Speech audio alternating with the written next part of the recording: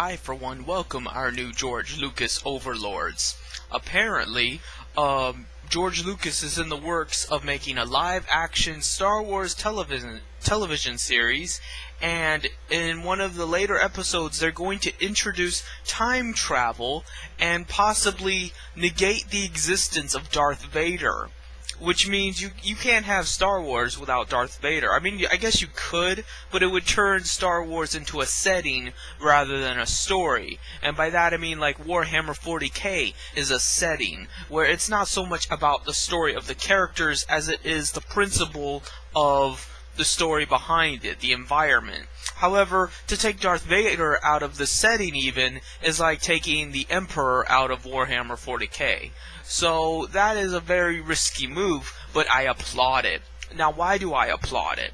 Well, because part of me wants to see Star Wars die. I love Star Wars, I've always been a fan of Star Wars, and I have no ill will toward George Lucas.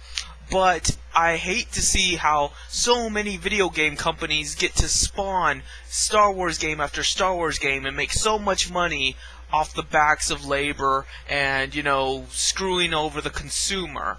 Think of BioWare. Where would BioWare be without Star Wars? Nowhere. What, you think Mass Effect would sell all that well? You think Mass Effect is gonna carry them all the way to the billionaire spot? No. So, they rely on the Old Republic, and they rely on, that's basically their whole thing, is fucking the Old Republic. They just have spawned sequel after sequel over the years. And now in this one, it has a subscription fee, which is very corrupt in and of itself. And, all the DLC associated with their games and shit. It'll be wonderful to see BioWare fall. It would be wonderful to see LucasArts fall.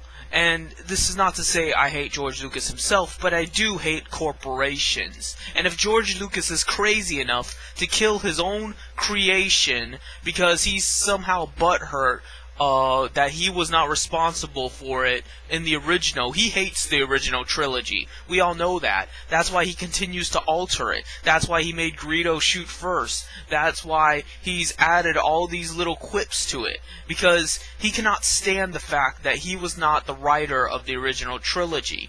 It feels almost like it's not really his child. It's like having to raise somebody else's kid and your wife was cheating on you or something. I can understand that feeling as an artist myself. And I can understand how that might lead him to do some crazy shit in response.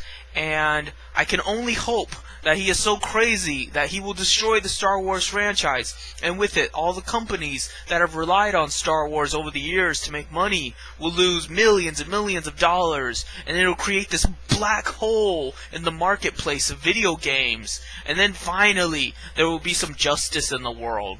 So, you go ahead and type away your little troll posts, but you cannot stop the inevitable.